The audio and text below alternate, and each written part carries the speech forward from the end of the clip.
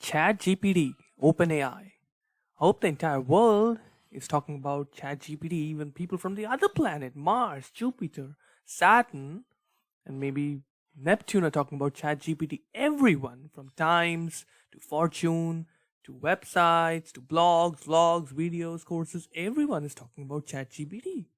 Now, the name would not sound that interesting, but this invention, or call this discovery, or call this program, call this piece of genius is interesting.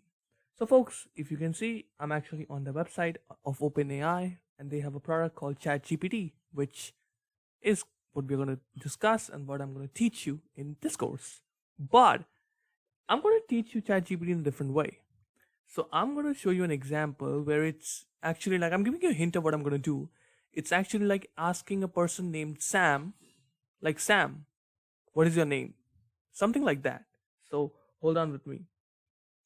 So I'm going to go to ChatGPT. This is the ChatGPT official site.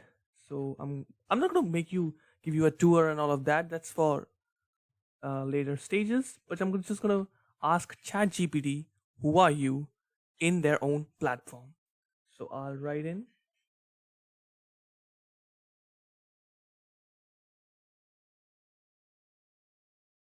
So folks, there you have it. I have my question in. I'm signed in, so they're allowing me to perform the functions here. And the question is getting loaded.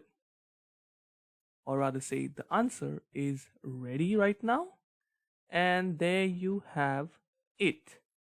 Maybe they're going to give me a few. Okay, fine. So according to ChatGPT, ChatGPT is an AI language model developed by OpenAI, which I've already mentioned. It is a variant of GPT, generative pre-trained transformer architecture designed to generate text and conversation style. It was trained on a large corpus of text data from the internet and can generate human-like responses to various prompts, including questions about topics such as history, science, and current events. The model can be used to build conversational AI applications such as chatbots that can engage in natural language conversations with people. Now, that may seem boring, but basically this means that this robot or this website has been trained in the complete consciousness way. Now, what is that? Now, guys, think about this way. Let's assume I'm a human being. Obviously, I am. The person who's listening to me, you right now, are a human being. Your friend is a human being. My friend is a human being. For example, if I'm interested in NFTs, metaverse, and ChatGPT, you may be interested in painting, dance, and singing. Your friend may be interested in soccer and baseball. My friend may be interested in arts and dreaming and business and all of that. Let's assume if we just do something and bring all of our wisdom that we have collected and that we have gained in all of our lives till this very moment, and we record all of that and we download that on a piece of software. Think about it, how cool that's going to be. Now, think about it on a larger scale. The entire internet, the amount of data, the amount of information the entire internet has.